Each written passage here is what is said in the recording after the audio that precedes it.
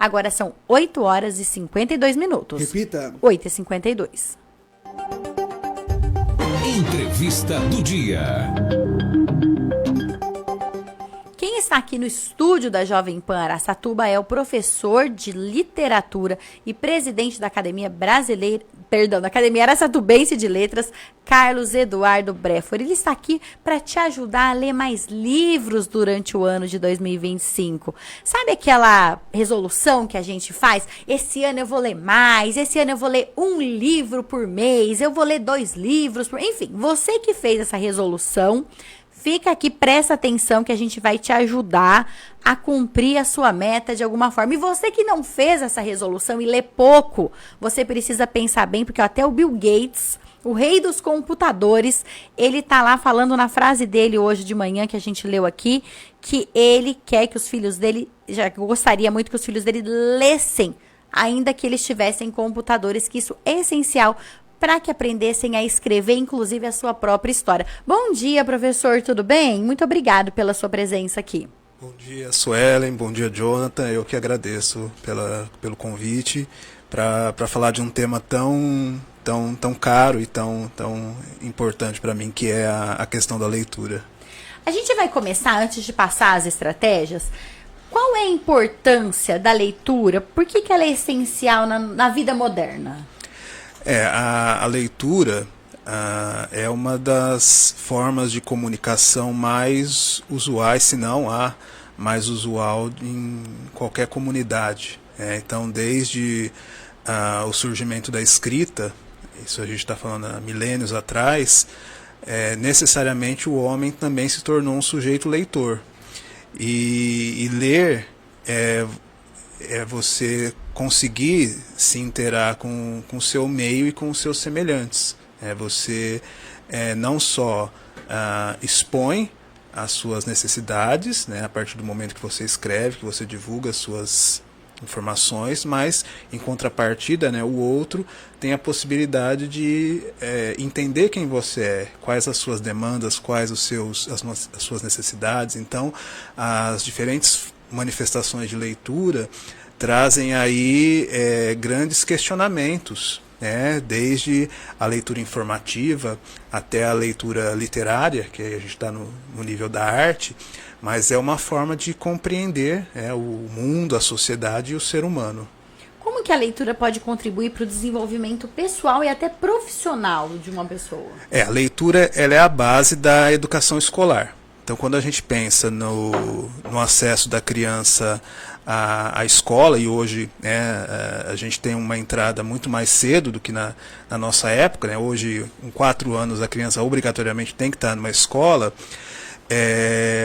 Os 3 eixos básicos ali da construção da educação escolar são a leitura, a escrita e a educação matemática. Então a gente diz que é o tripé aí de formação da consciência cidadã, porque sem esses 3 elementos a criança não vai ter como se apropriar dos demais saberes. E no caso da leitura, ela vai interferir em todas as disciplinas, A gente não pensa só na leitura para aula de língua portuguesa, mas para o conhecimento da história, da geografia, das ciências, da própria matemática. A gente percebe, isso eu estou falando empiricamente, não tem nenhum estudo, quer dizer, talvez tenha, mas eu não sei, que comprove isso, mas a gente percebe que com essa coisa da gente ficar o dia inteiro só em celular, a gente percebe que muitas pessoas estão perdendo a capacidade de interpretar textos. Então, muitas vezes elas leem uma coisa e elas não conseguem ler e interpretar o que foi escrito,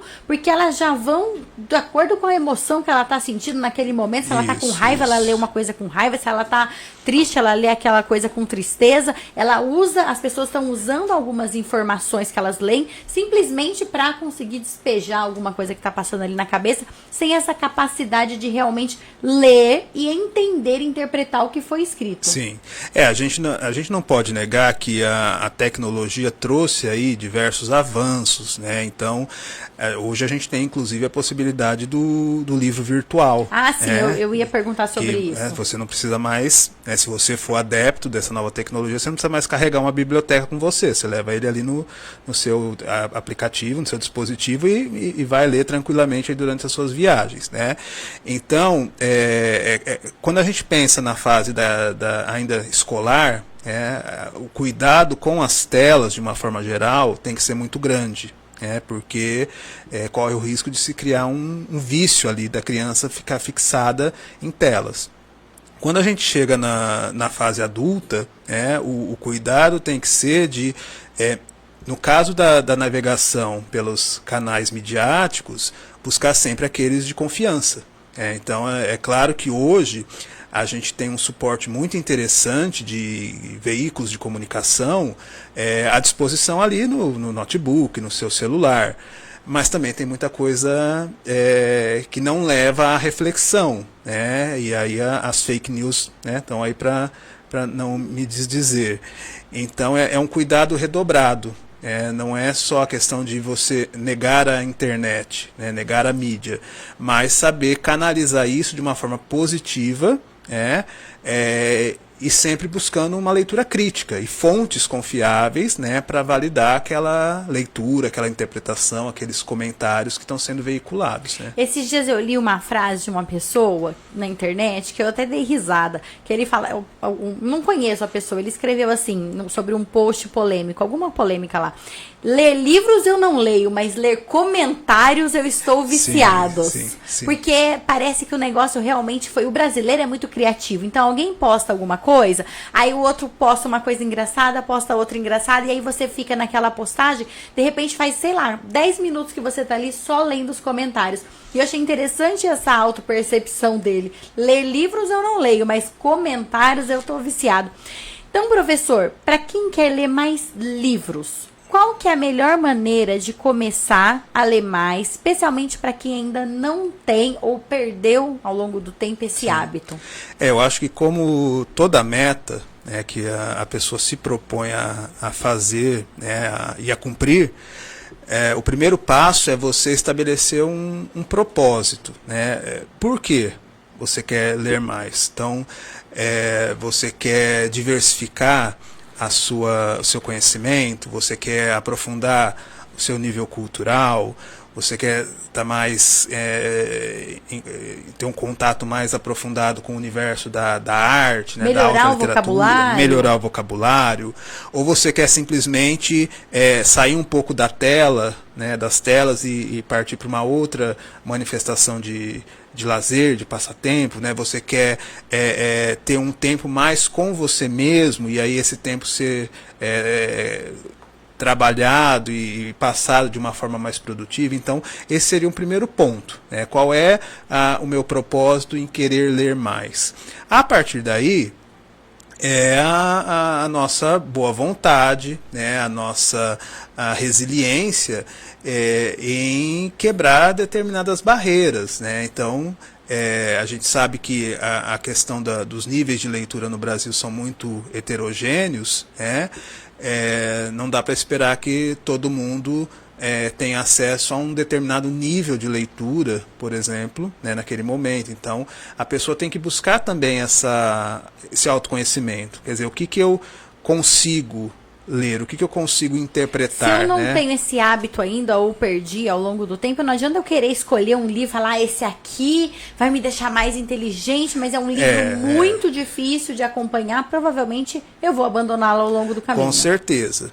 E essa questão do livro nos deixar mais inteligente é muito complexo, porque na verdade o livro faz parte de uma corrente maior. Então, é o livro, é o cinema, é a peça de teatro, é o jornal de televisão, é o debate saudável. Então é todo um contexto cultural que tem o livro como uma ferramenta, mas o livro não é o ponto final ali. Quer dizer, ele faz parte de um processo muito mais amplo. E claro, hoje em dia, com um mercado editorial muito vasto, né, e a possibilidade de você receber o livro pelo correio na sua casa em 2, 3 dias, a gente tem muitos níveis de publicação, algumas até contestáveis, né? Então, assim, a gente tem que ter certos cuidados aí na escolha de títulos, porque nem tudo que se publica, né, nem tudo que se tem à mão ali, né, para compra pelas editoras é realmente algo produtivo, algo que vá trazer algum tipo de bem-estar ou mesmo profundidade intelectual, cultural para você. Isso acontece muito com e-books. Às vezes a gente vê lugares, pessoas que vendem outras coisas, aí ela coloca ali um e-book à disposição, ou de graça muitas vezes, ou por um valor muito simbólico, e quando você vai ler, realmente é algo de pouca profundidade, algo muito superficial, algo que não foi escrito nem revisado corretamente. Exato, porque o e-book hoje, na verdade, ele se tornou uma porta de entrada para quem quiser lançar os seus textos, né? Então é muito mais barato, muito mais tem muito menos contrapontos aí, como você falou, de revisão, de editoração. Então, assim, a gente precisa ter certo cuidado. É democrático, mas precisa ser bastante seletivo. Eu acho que, assim, por mais que a gente pense que são formas de leitura, a gente tem que entender que o que a gente busca, no fundo, é um crescimento. A gente não quer ficar no mesmo lugar. Então, com o passar do tempo, a gente aprende a selecionar, né? Então, o que é interessante para mim, o que é relevante, o que vai me trazer realmente algum benefício, e aí eu estou falando de o prazer da arte. O próprio, até a leitura para distração, como prazer mesmo. Eu gosto de ler, sei lá, tem gente que gosta muito de ler romance, gosta de ler livros que não são necessariamente técnicos ou os clássicos. Isso, para quem está começando, pode ser, faz uma diferença já? Como que eu posso escolher livros que realmente vão prender a atenção quando eu estou começando? Eu acho que, no mínimo, se a gente está pensando aí num público adulto, eles já tiveram alguma experiência com leitura na fase escolar. Então, eles têm aí, se não um conhecimento mais técnico, porque não necessariamente o aluno sai da escola com essa bagagem. Às vezes teve acesso ao conteúdo, mas não aprendeu aquele conteúdo. Isso. Às vezes é uma coisa mais forçada, ou direcionada. Faz muito tempo e a pessoa já esqueceu. Assim, olha, me dediquei às obras do vestibular. Então ficou com aquela relação de livros, que geralmente é muito boa, mas é um recorte, e não foi além disso. Então eu acho que vale a pena aí a pessoa se inteirar com o que está acontecendo no mundo, buscar. Hoje nós temos assim muitos canais de comunicação que tratam sobre literatura, então youtubers que fazem campanhas de leitura, projetos de leitura para o ano, as próprias universidades hoje investem muito nessa discussão de obras literárias num formato mais acessível para a população e divulgam isso pela internet. Então, assim, a pessoa precisa se inteirar do que está acontecendo no mundo, quer dizer, quais são as suas expectativas, e a partir daí começar a selecionar de fato quais são as suas metas, o que ela quer ler naquele momento, e claro, não tem nada de errado da gente buscar a lista dos mais vendidos no site tal ou no site tal. Mesmo que tenha autoajuda, que geralmente é uma área que tem bastante preconceito. Mas a gente tem que estar ciente de que não necessariamente o mais vendido do site é bom.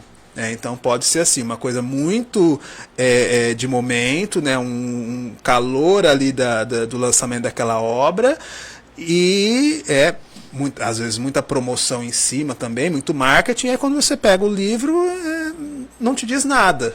Então, assim, não dá para confiar em tudo que é posto aí como marketing, pelos mercados editoriais, pelos sites de venda, porque a gente sabe que tem muita coisa boa, mas também muita coisa ruim aí, circulando nesses meios. Para quem está perdido, falar, não sei por onde começar, para não ter que ficar perdendo tempo, às vezes, vendo muitos vídeos, o que o senhor recomenda?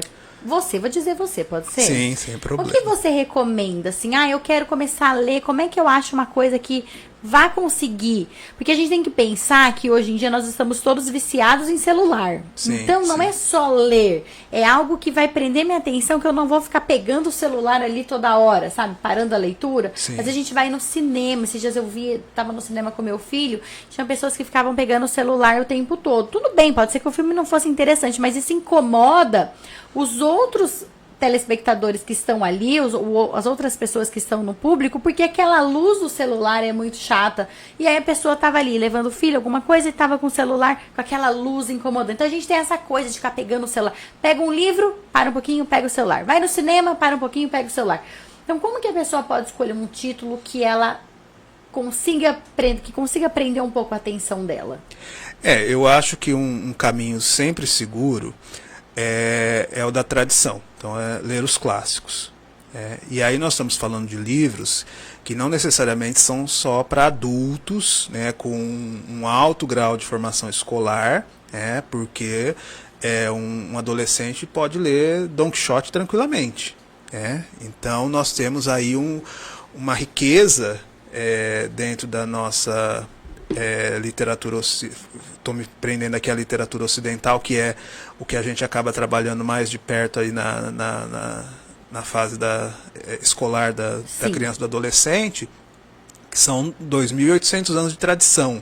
Então, desde os clássicos gregos, né, a Ilíada e a Odisseia, que vão falar da Guerra de Troia, até os romances de cavalaria, né, as novelas de cavalaria como o Rei Arthur, os romances modernos como Don Quixote, Moby Dick, as histórias de amor, né, a Dama das Camélias, os Três Mosqueteiros. Então, assim, os clássicos, eles trazem essa segurança de que são livros que resistiram ao tempo, eles formaram a nossa sociedade, eles nos formaram culturalmente, quer dizer, a cultura ocidental é fruto dessa longa tradição, e dificilmente, né, um livro que resistiu tanto tempo não vai ser bom, porque tivemos muitas publicações ao longo da história da literatura, mas o que não era bom desapareceu. E o problema da obra contemporânea é essa, ela está à nossa mão de uma forma muito variada, mas daqui a 50 anos, quer dizer, o que dessas publicações de hoje realmente vão persistir, não só no mercado, mas nas nossas bibliotecas. Então eu acho que pensar nesse trabalho com os clássicos, nessa leitura dos clássicos, é sempre muito interessante. E aí você vai direcionar, quer dizer, quais são os temas de interesse, né? Você gosta de suspense, você gosta de literatura policial, aventura, você gosta de histórias de amor, dramas existenciais, peças de teatro, poesia, né? Muitas vezes a pessoa não quer ler um romance aí de 400, 500 páginas, mas gosta de ler poemas, né? Então nós temos grandes poetas, né? Cito aqui, por exemplo, Carlos Drummond de Andrade. Se a gente pensar na literatura portuguesa, Fernando Pessoa, né? Mais modernos, né? Que é um caso assim, que me interessa bastante, que é Manuel de Barros, que eu inclusive estudei na minha pós-graduação, que tem uma riqueza aí de vocabular, cultural, estética muito interessante, né? Então, eu acho que esse primeiro contato e essa descoberta de o que eu gosto, né? Se eu estou há muito tempo afastado, né, desse esquema de leituras, tal, o que me cairia bem nesse momento? E aí, descobrindo Sabe, professor, isso, que eu fiquei pensando em uma coisa. Tem muita gente que só teve contato com os clássicos na época da escola e do vestibular. E aí fica com aquela imagem de que são livros chatos, alguma coisa assim. Mas é porque naquela época, muitas vezes, as pessoas tinham que ler, eu digo assim, ainda hoje é assim, mas quando a gente está passando por essa fase da escola e do vestibular, você precisa ler para fazer uma prova, você precisa ler para prestar o vestibular. Então você encara aquela leitura daquele livro como algo obrigatório, como Sim. algo que você tem que estudar e naquele momento você não gostaria de ler aquilo. Então vale a pena depois de adulto, depois de um tempo, dar uma nova chance para esses títulos. Com certeza. Porque também a questão da leitura em fase escolar é algo que tem sido muito discutido, né? Então essas transformações, essas mudanças que nós vivemos, porque também a sociedade mudou. Então aquela expectativa que nós tínhamos há 20 anos atrás, 30 anos atrás, de a obra pela obra, olha, você vai ler, vai fazer uma prova, ponto final, não existe mais. Então, o que a gente pensa hoje? A leitura ela faz parte de um processo.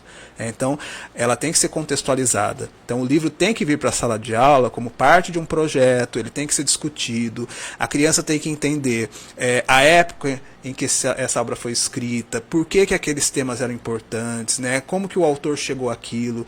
Então, eu passo, né, na escola por uma fase muito rica, porque eu pego crianças que de 8 para 9 anos até os 15.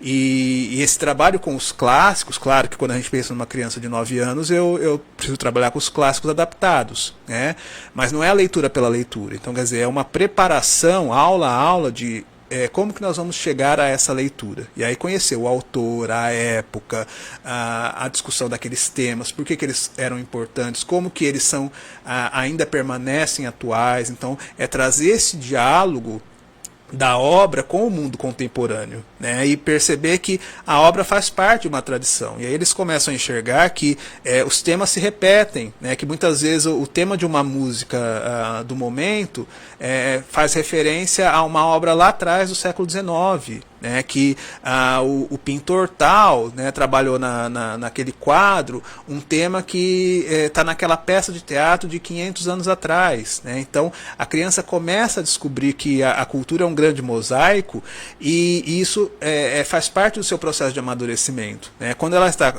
já indo para o ensino médio, então ela já tem um repertório muito mais vasto e a condição de ler autonomamente, né? Porque a gente pensa que a criança é um ser em formação, então eu preciso conduzi-la, eu preciso estender a minha mão para ela, né, para que ela se aproprie desse conhecimento, mas com a meta da autonomia, né? Então eu preciso entregar para o ensino médio, para a cultura do vestibular, um aluno que saiba interpretar por si mesmo, que não precise do outro, que não precise do resumo, da resenha da obra. Ele vai ler e ele vai articular o conhecimento ali, porque ele já tem esse repertório, essa bagagem cultural.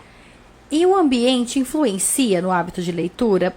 É interessante participar de grupos, de clubes de leitura, grupos literários? Isso é um incentivo a mais? Sim, o ambiente é muito importante, né? Quando a gente pensa na criança e no adolescente, é uma situação quase que de espelhamento, né? Então, se os pais passam o dia todo no celular, como que eles vão exigir da criança que ela deixe o celular e pegue um livro para ler, né? É muito incoerente.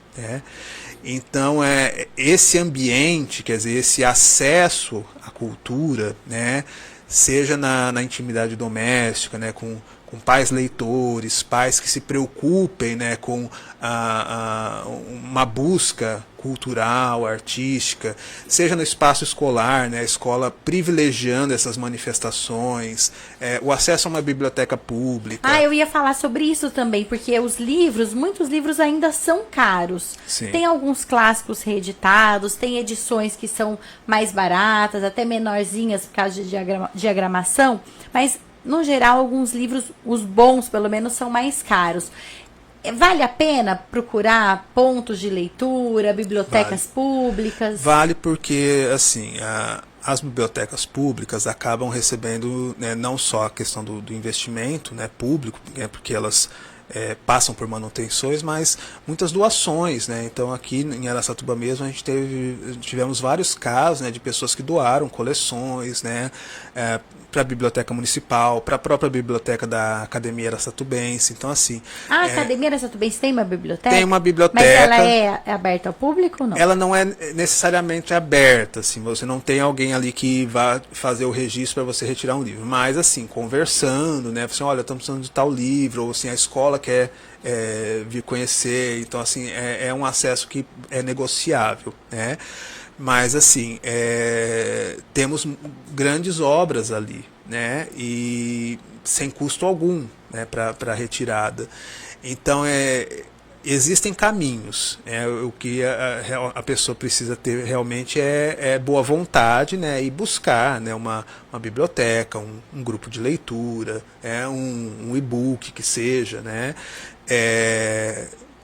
E claro, né, essa questão do preço do livro é muito discutível aqui no Brasil, né, mas a gente tem que pensar que também o que não é caro, né? Então muitas vezes assim, a pessoa fica com dó de pagar 40, 50 reais num livro, mas não deixa de pagar isso no ingresso de um show.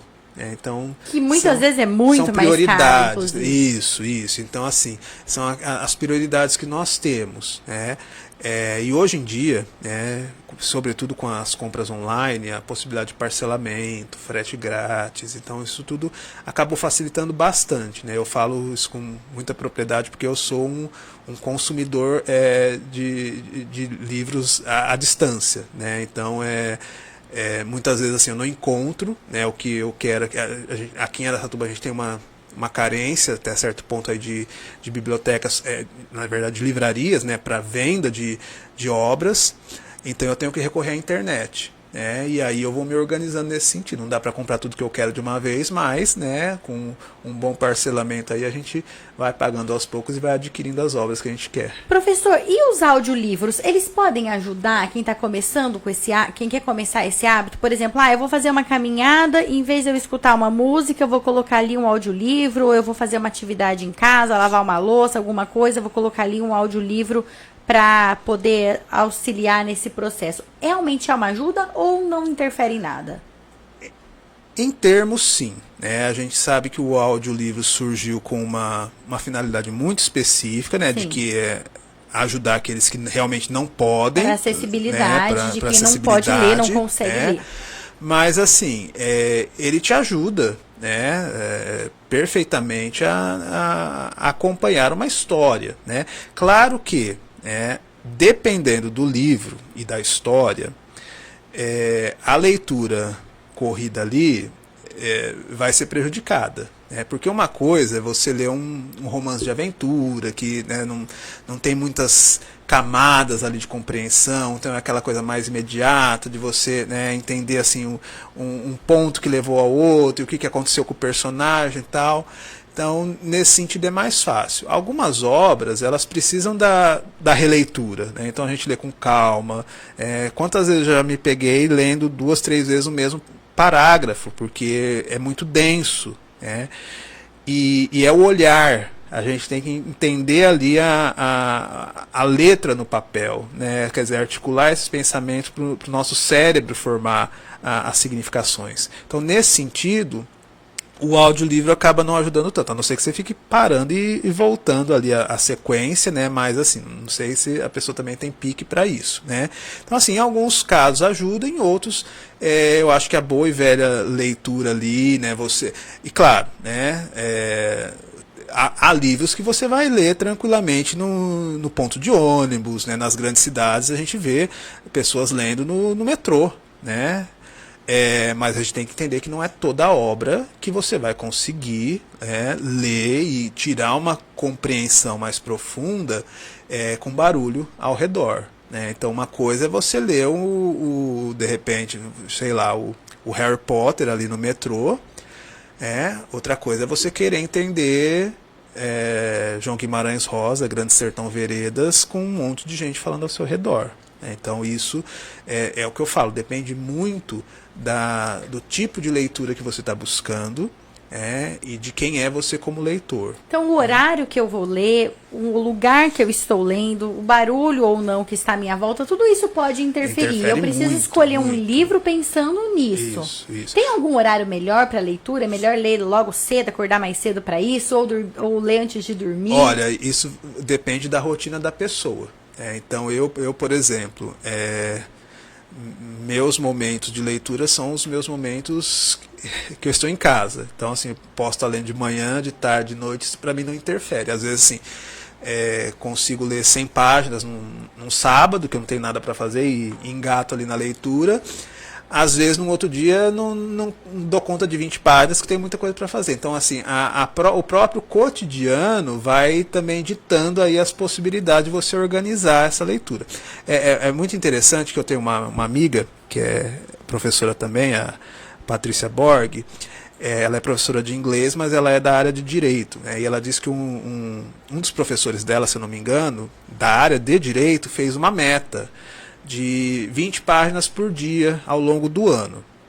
E eu tomei aquilo para mim, porque eu nunca tinha me preocupado assim, quantos livros eu li no ano. Tem uma métrica, né? Assim, eu tenho uma noção, assim, eu tenho uma biblioteca em casa, eu tenho uma noção do que eu li, mas se você perguntar, olha, em que ano você leu? Não vou lembrar, né? Assim, tirando os da fase escolar, né? Sim. Claro, na faculdade eu li tal, no ensino médio eu li tal, mas assim, eu não vou ter, eu estou com 46 anos, não consigo mais cronometrar assim, olha, dos sei qual lá, eu li em qual dos tempo? 8 anos para frente, né? Ano a ano eu li tais livros e quantos livros eu li. E eu tomei aquilo para mim, né? Claro, eu não consigo ler todos os dias, porque a gente trabalha muito, mas aquilo de compensar. Então eu não li 20 ontem, vou ler 40 então é hoje. Interessante, por exemplo, para quem está começando, estipular, eu vou ler 10 páginas por dia. É o meu compromisso. Aí se por acaso acontecer uma coisa que eu não li 10, amanhã eu tenho que ler 20. Só não pode deixar acumular na semana, né? Porque aí vai acumulando, de repente você tem 100 páginas para ler, senão não tem. Mas olha, depois que a gente entra nesse ritmo, né, 100 páginas, 120, a gente tira de boa, se a gente dedicar um dia a isso, né? Também é aquilo, né? Às vezes os alunos perguntam assim, mas você não tem vida social? Eu falo, eu tenho vida social, mas eu não saio 24 horas por dia. E nem fico 2, 3 horas no celular rolando um monte de coisa sem conteúdo. Exato. Assim, tem sábado que a gente consegue ficar o dia inteiro em casa sem fazer nada, tem sábado que a gente tem que sair. Né? Professor, eu tenho 2 perguntas importantes para fazer, a gente está com pouco tempo aqui. Uma delas é bem polêmica. O livro é meu, comprei, não estou falando de livros de biblioteca, nem livro emprestado. Eu posso anotar, grifar, ou eu tenho que ficar lendo ali, simplesmente absorver o conteúdo, ou tá tudo bem eu marcar meu livro? Eu tô perguntando isso porque eu sou do tipo que eu não tenho pena do livro. Então, inclusive, eu nem gosto de emprestar porque eu faço muitas anotações, eu marco, eu grifo. Eu até já tentei fazer numa folha à parte, sabe, separado, mas pra mim não funciona. Eu gosto de rabiscar aquilo que você falou, de reler o parágrafo. Eu releio, eu reescrevo às vezes na borda com as minhas próprias palavras. Isso tudo bem ou não? Isso é bastante condenável. Olha, não, se o livro for seu, né, é claro que a gente pensa, né, tem livros hoje, né, por exemplo, tem uma edição que eu quero comprar da terceira parte dos Três Mosqueteiros, em 3 volumes, que só o primeiro volume tá, acho que 130, 140 reais. Então você pensa, você vai rabiscar, esse né, já dá um pouco de capa dura, né, edição de luxo, mas é seu, né? De repente, assim, olha, sendo edição de luxo, sendo papel comum, para mim tudo bem. Eu francamente, assim, eu não me dou bem com isso, né? E até gosto, assim, quando é livro técnico, né? Livro da área de teoria, né? Teoria literária. Eu peguei muito livro de faculdade na época dos estudos. Eu gostava de ver realmente os grifos, porque inclusive com alguns comentários. A gente vai relembrando rapidamente. E a gente vai fazendo algumas associações. De repente a pessoa grifou algo que você não pensaria naquele momento, né? Mas assim, eu particularmente com os meus livros, eu não tenho esse hábito, né? Sofri muito na época do mestrado, doutorado, porque aí eu tinha que ter tudo anotado em papel, porque, né, você vai falar de obras, então você tem que lembrar que página que tá, como que era a frase que a Clarice Lispector falou naquele livro, no outro, assim. Mas assim, ok, comigo tudo bem, mas assim, é o direito. Né? Professor, pra gente encerrar, a última pergunta, responda com uma frase só, que livro que o senhor recomendaria para quem quer começar 2025 com o pé direito, quem ainda não é um leitor voraz, mas vai se tornar até o fim do ano? Um livro, olha, eu vou ser um pouco abusado. Eu vou para um complexo. Macunaíma, do Mário de Andrade. Olha, você que torceu o nariz aí, fez uma careta, dê uma chance pra Macunaíma, dê uma chance. E não tem desculpa, porque hoje nós temos inclusive obras anotadas, obras comentadas, com notas de rodapé. É um livro extremamente rico, que fala das nossas tradições, das nossas raízes. Então, assim, vale a pena. Procurem uma boa edição. Muito obrigada, professor, pela sua presença aqui. Eu espero que tenha te ajudado. Pode grifar o livro se for seu, não grifa se você tiver dó. Vá atrás do Macunaíma, vai ter versões bastante acessíveis, tem na biblioteca. E agora são 9h26. Jornal da Manhã, Araçatuba. Essa semana, primeira terça-feira, já foi ontem primeira segunda, hoje é a primeira terça, é a semana que a gente tá tirando do papel aquelas metas que a gente estipulou no Réveillon. E você que quer ser promovido no trabalho ou até mudar de carreira, para te ajudar, amanhã nós vamos entrevistar o especialista em liderança e gestão de pessoas, Fábio Ramos. Ele vai ajudar quem quer se destacar no trabalho. Se você é uma dessas pessoas ou conhece alguém, fica aqui com a gente, amanhã a gente volta. E olha, aproveitamos a ocasião para dizer que informação verdadeira é tudo e você encontra no Jornal O Liberal e também no site lr1.com.br, assim como pelo aplicativo LR1 que você encontra lá na sua loja de apps. Muito obrigado a todos pela audiência. Continue na Jovem Pan, pois vem aí muita música boa. Tenha um excelente dia, uma ótima semana e até amanhã, se Deus quiser. Jornal da Manhã, Araçatuba. Eleve o nível da sua empresa com uma contabilidade consultiva. A Master Prime transforma